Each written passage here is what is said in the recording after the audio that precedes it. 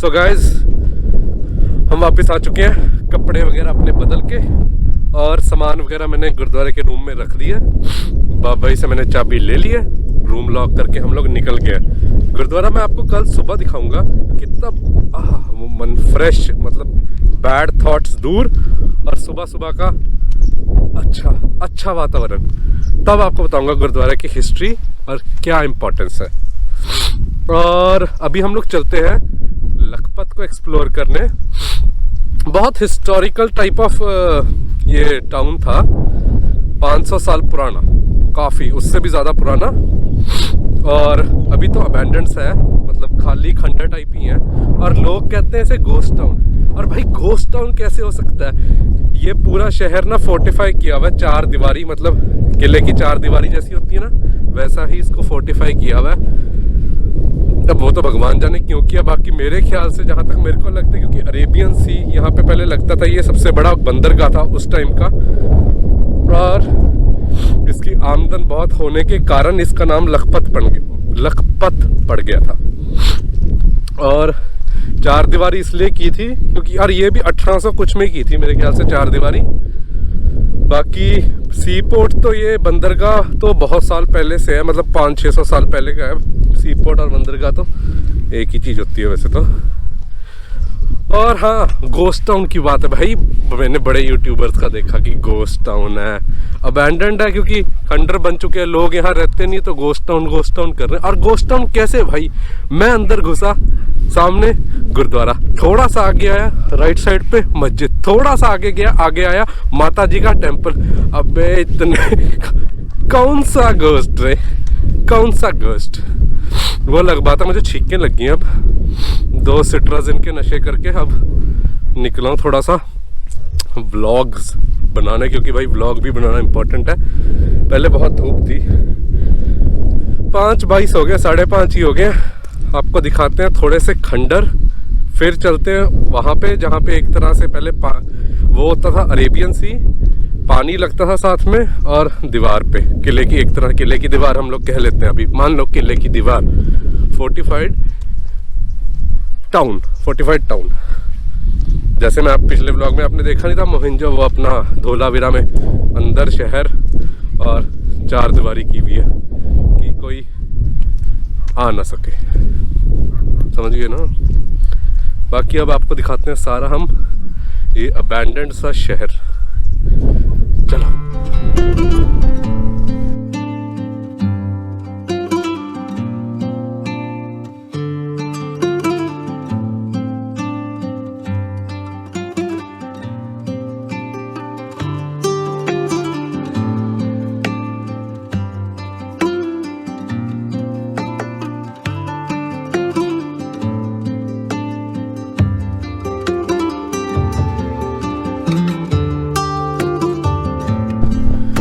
तो गाइस ये जो बिल्डिंग में आपको मैंने अभी दिखाई है, अरे चुप कर, जो हमारे साथ भगवान है हमारी ना फटेगी।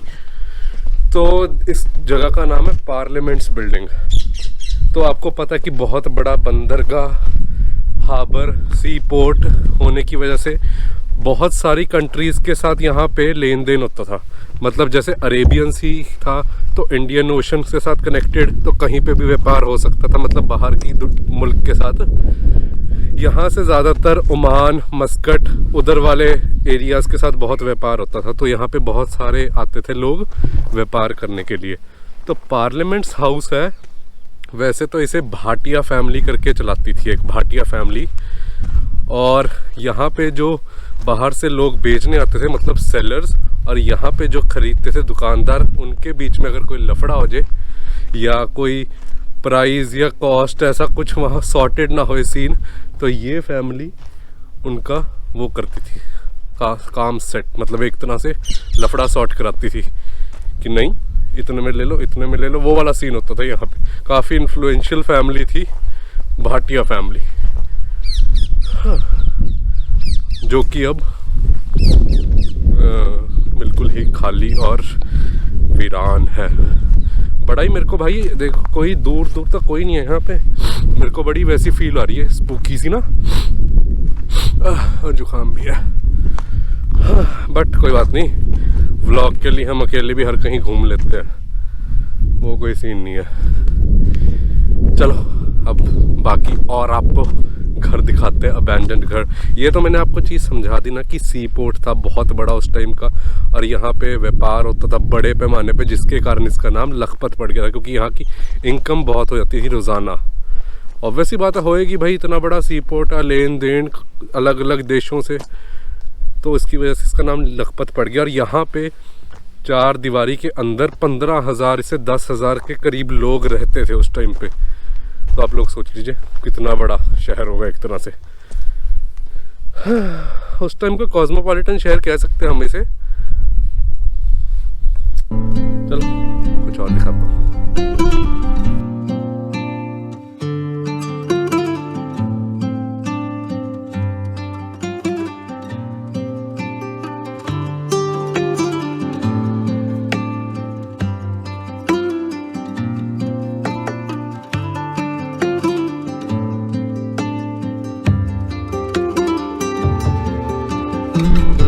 तो भाई जो ये आप लोग घर देख रहे हैं पीछे, ये है कस्टम हाउस। कस्टम हाउस, अब इतनी बड़ी बंदरगाह है तो कस्टम क्लियरेंस भी तो होगी। आज के टाइम पे भी होती है कस्टम क्लियरेंस, तब भी होती थी। तो यहाँ पे आते थे, बहुत सारा टैक्स देते थे लोग जो बाहर से आते थे कस्टम क्लियर करवाने के लिए, बहुत सारा टैक्स देते थे। ऐसी थोड़ा लखपत कहते हैं। और ये घूर रही है अब। Okay, the family has come. Okay, इनसे बचना, मेरे को कहाँ भागना। Okay okay okay okay okay.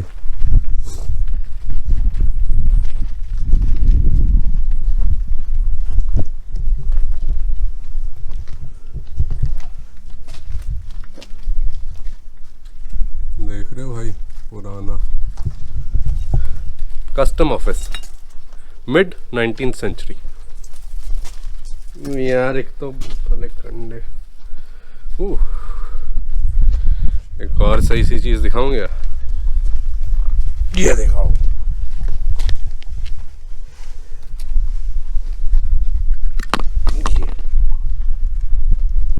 So guys, ये पूरा है लखपत की बाउंड्री, और अभी मैं हूँ बाउंड्री के ऊपर, मतलब एक तरह से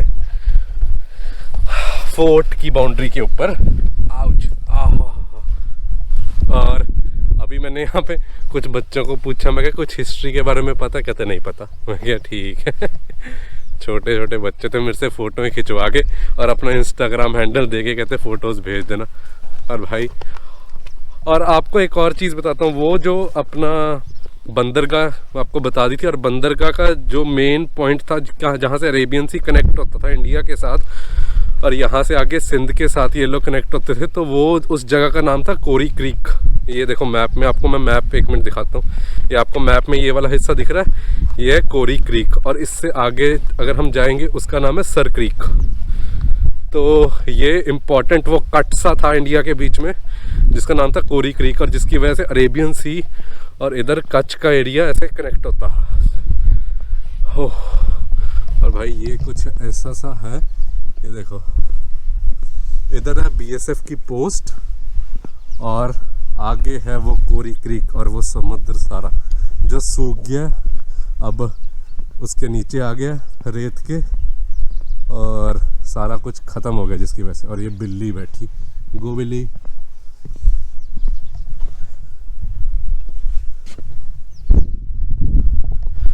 क्या एक्सपीरियंस है भाई, इधर मज़ा आ रहा है बहुत ज़्यादा।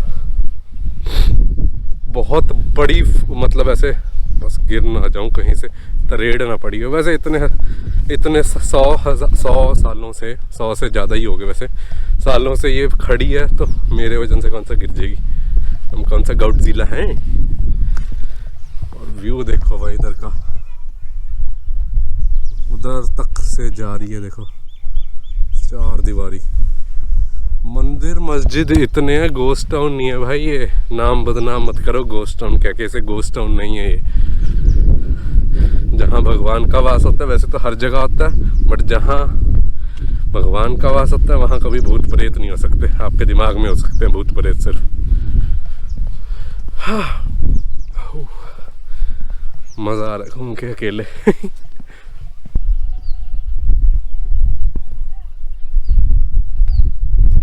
गाइस हम लोग बैठ चुके हैं ऊपर, जहाँ से तोपें वगैरह रखी जाती थी अगर कोई आए तो उसको उड़ाने के लिए। ये देखो, और वो है आपके बिल्कुल सामने वो पूरी कोरी क्रीक, जो कि अब आधे से ज़्यादा अब रेत ऊपर आ गई है और ख़त्म सब ऐसे। ये देखो, यहाँ है सारी वो कोरी क्रीक। हो देखो पानी आपको दिख रहा होगा, एक पॉइंट तक रेत है, उसके बाद जाके पानी है। तो यहाँ पे एक टाइम पे बंदरगाह हुआ करता था और ये सारा ऐसे कुछ वहाँ पे गेट्स है, हर जगह पे गेट्स है एंट्री के लिए। और हम लोग यहाँ बैठे हैं, ये देखो वेट, यहाँ पर बैठे एंजॉय कर रहे हैं। और नीचे का व्यू है कुछ ऐसा, इतनी ऊंचाई पे। वाव, व्हाट अ व्यू मैन। कि था ये, आगे देखो वक्त के साथ साथ दीवारें भी टूट रही हैं। उधर से दीवार थी सारी, इधर दीवारें टूटी पड़ी है। और यहाँ तक पानी आता था। और यहाँ पे सोचो कितनी बड़ी बड़ी किश्तियाँ, शिप्स, और कितनी शिप्स होती होंगी भाई। क्या व्यापार होता होगा, क्या माहौल होगा उस टाइम का। ये एविडेंसेस बहुत मिले ना, इसलिए पता कि ये बंदरगाह थी बहुत बड़ी। क्योंकि आपको पता है 16th सेंचुरी की स्टार्टिंग में गुरु नानक देव जी भी यहीं से ही हज के लिए गए थे अपनी यात्रा पे। उदासियाँ जो उनका यात्राएं थी, जो मतलब एक तरह से रिलीजियस ट्रैवल, वो इधर से ही गए थे हज के लिए, मक्का मदीना के लिए। यहीं से किश्ती पकड़ी उन्होंने और यहाँ से गए।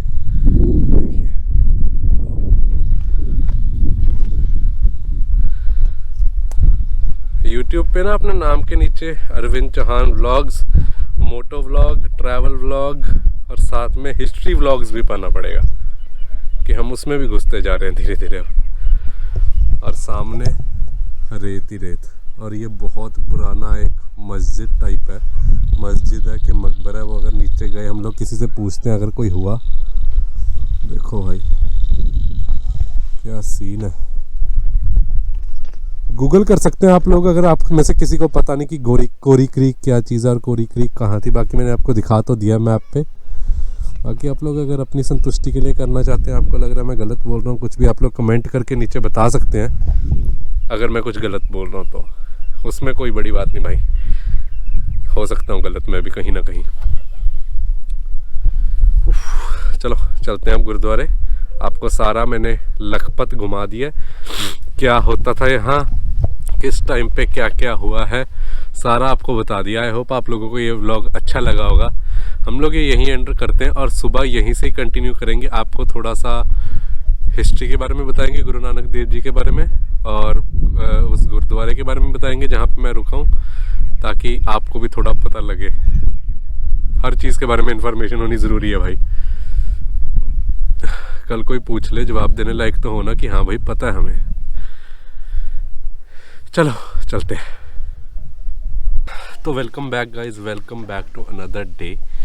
मैं यहाँ पे कल का मेरा प्लान था कि आपको मैंने लास्ट दिखा दिया था वो फोर्ट जो फोर्टिफाई किया हुआ है शहर, उसकी वो जो वॉल थी वो आपको दिखा दिया था सारा। उसके बाद मेरा प्लान था कि मैं आज यहाँ से जाऊँगा अपना द्वारका की तरफ, जो मैंने माइंड सेट बना रखा था कि द्वारका निकलूँगा। बट कुछ ऐसा मेरे को रात को यहाँ पे हुआ कि गुरुद्वारे में रुका था, आपको पता है। मैंने सोचा था कि सुबह उठ के आपको गुरुद्वारे के बारे में जो भी मुझे पता है वो आपको थोड़ा बहुत बताऊँगा, और गुरु नानक देव जी के बारे में। बट रात को मेरा इतना मन लगा भाई, यहाँ पे इतनी शांति थी, ठंडी हवा, कोई ज़्यादा भीड़ भड़का नहीं, कोई कुछ नहीं भाई। इतना मन लगा ना, मैं इसलिए आज एक और दिन रह गया। यहाँ से व्यू, यहाँ की वाइब्स इतनी पॉजिटिव थी ना, मेरा एक और दिन रहने का मन कर गया। तो मैंने सोचा एक और दिन यहाँ रह ही लेते हैं, क्या ही बड़ी बात है, एक दिन नहीं। अगर कल मन करा कल भी रह जाएंगे, बाकी देखते जैसा भी होगा, आपको पता लग ही जाएगा। तो आज आपको बताते हैं थोड़ा सा हम लोग गुरुद्वारे के बारे में। तो आपको ये पता है कि यहाँ पे गुरु नानक देव जी आए थे, पहले सिखों के गुरु। यहाँ पे आए थे। और वो क्यों आए थे मैं आपको बताता हूँ, क्योंकि वो थे एक रिलीजियस ट्रैवल पे, मतलब सॉर्ट ऑफ रिलीजियस ट्रैवलर जिनका नाम था उदासियाँ, ठीक है। तो गुरु नानक देव जी ने, जब आपको पता, गुरु नानक देव जी ने जब पूरी दुनिया में देखा कि इतना ज़्यादा हेट्रेड फैल रहा है, फनेटिज़म फैल रहा है, ऊंच नीच धोखाधड़ी ये सब फैल रहा है, तो गुरु नानक जी ने डिसाइड किया कि वो ट्रैवल करेंगे और लोगों को एजुकेट करेंगे the real meaning of God, मतलब शिक्षा देने के लिए एक तरह से। तो गुरु नानक देव जी निकल गए एक ट्रैवल पे। पहला 1 साल उन्होंने एजुकेट 1499 में उन्होंने अपने घर के आसपास एजुकेट किया लोगों को और समझाया सब कुछ, मतलब the real meaning of truth of God. फिर वो 1500 ईस्वी में निकल गया अपने सफ़र के लिए रिलीजियस ट्रैवल पे अपने कंपेनियन के साथ, जो उनके साथ गए थे भाई मर्दाना जो कि एक मुस्लिम थे, वो उनके साथ सफ़र में रहे। तो इस पूरे जो सर्कल को एक तरह से रिलीजियस ट्रैवल को कहते हैं उदासियाँ। गुरु नानक देव जी ने की थी 5 उदासियाँ, और जो फर्स्ट मतलब नॉर्थ साउथ ईस्ट वेस्ट हर डायरेक्शन में की थी, पूरे वर्ल्ड में की थी। और आपको एक और इंटरेस्टिंग फैक्ट बताता हूँ कि गुरु नानक देव जी वर्ल्ड के सेकंड सबसे ज़्यादा जिन्होंने ट्रैवल किया ऑन फुट वो इंसान थे। और उन्होंने ट्रैवल किया कम से कम 28,000 कुछ किलोमीटर, 28,000 किलोमीटर, 27,000 ऐसा कुछ किया। और जो फर्स्ट पे वो है इब्न बतूता करके, मोरक्को का बंदा है, उसने किया फर्स्ट पे। चलो, गुरु नानक देव जी वैसे कोई ऐसा रिकॉर्ड बनाने तो निकले भी नहीं थे, वो एजुकेट करने निकले थे, बट इतने फिर भी मैं आपको एज अ नॉलेज बता रहा हूँ। तो फर्स्ट जो उन्होंने अपना शुरुआत की वो किया था नॉर्थ ईस्ट से, मतलब नॉर्थ ईस्ट कह रहा हूँ, ईस्ट साइड से। और वो जगह पे उन्होंने कवर किया, मतलब ईस्ट में उन्होंने लगाए 7 साल उन्होंने सिर्फ ईस्टर्न रीजन उधर एजुकेट किया लोगों को, रियल मीनिंग ऑफ ट्रुथ ये सब कुछ उन सबको बताया सिर्फ 7 साल में। और भाई जो सेकंड उदासी है वो भी it also lasted till 7 years. ये थोड़ा इंग्लिश में मेरे को ठीक लगता है, मतलब हिंदी में बोलना पड़ता है। It also lasted till 7 years. और वो सिलोन वो कौन सी जगह उस तरफ का उन्होंने कवर किया था इन 7 सालों में। सिलोन और संगला द्वीप करके भी एक जगह, वहाँ पे भी उस टाइम पे जो सेकंड उदासी थी तब उनकी एज थी 37 to 44, मतलब 44 ईयर्स तक। 44 जब इनकी एज हुई थी तब उन्होंने सेकंड उदासी कंप्लीट कर दी थी। 37 साल तो शुरू की थी, तो 44 से जाके उन्होंने मुका थी। पंजाबी में भी आसान है, हिंदी में मुश्किल होता है थोड़ा बोलना, पर चलो कोई बात नहीं। हाँ, देन उन्होंने की थर्ड उदासी विच लास्टेड फॉर अबाउट 5 ईयर्स। ये उन्होंने की थी कश्मीर, नेपाल, तिब्बत, सिक्किम, इस एरिया में उन्होंने अपनी तीसरी उदासी की थी। उधर लोगों को जाके एजुकेट किया था और बताया था the real meaning, the real truth of God. तो हैं भाई फोर्थ उदासी पे। ये उदासी इम्पॉर्टेंट है क्योंकि ये इस जगह से रिलेटेड है। तो आपको मैंने सारी हिस्ट्री बता दी थी लखपत की। तो जो फोर्थ उदासी है गुरु नानक देव जी की, उसमें वो कवर करते थे मक्का, मदीना, अरब का एरिया पूरा।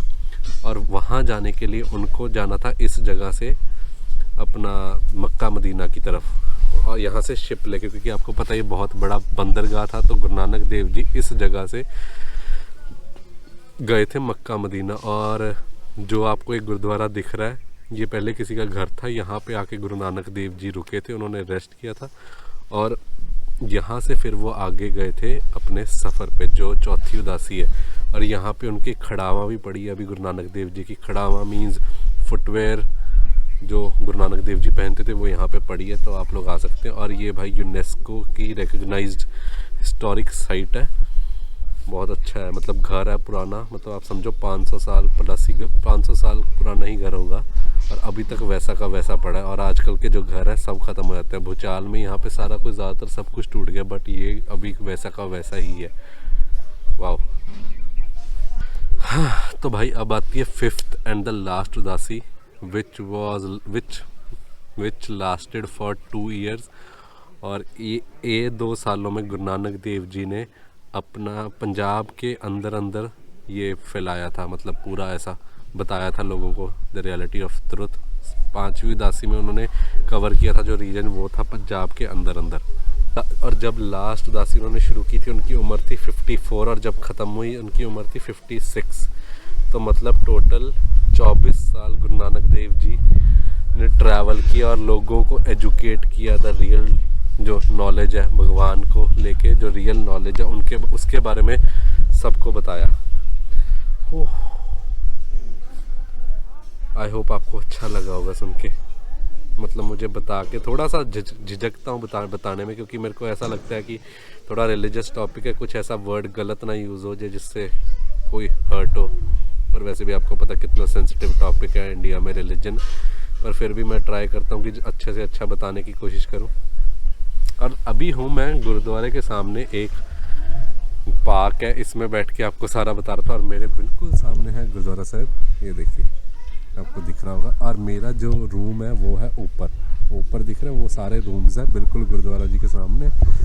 और भाई मज़ा आ रहा है। तो भाई ये कल का व्लॉग चल रहा था, तो इसको आज हम यहीं पे एंड करते हैं। आई होप आपको व्लॉग अच्छा लगा होगा, आपको ये सारी नॉलेज अच्छी लगी होगी। अगर अच्छी लगी तो आप शेयर कर सकते हैं, अगर नए हैं तो सब्सक्राइब कर सकते हैं। आप लोगों को ऐसी ही हिस्टोरिक जगहों पे लेके जा सकता हूँ मैं मेरे व्लॉग्स के थ्रू। और मोटो व्लॉग जिसको देखने के लिए पसंद है, ट्रैवल व्लॉग्स देखने के लिए पसंद है, वो लोग भी कर सकते हैं। मेरे को सब्सक्राइब थक गया था भाई बैठा बैठा। चलो I take your leave then, मिलता हूँ आपको कल किसी और अच्छे से व्लॉग में, किसी और अच्छे से जगह में। तब तक के लिए टेक केयर, बाय बाय, और thank you for watching this vlog. बस यही निकलता है अंदर से, thank you for watching this vlog. चलो टेक केयर, बाय बाय।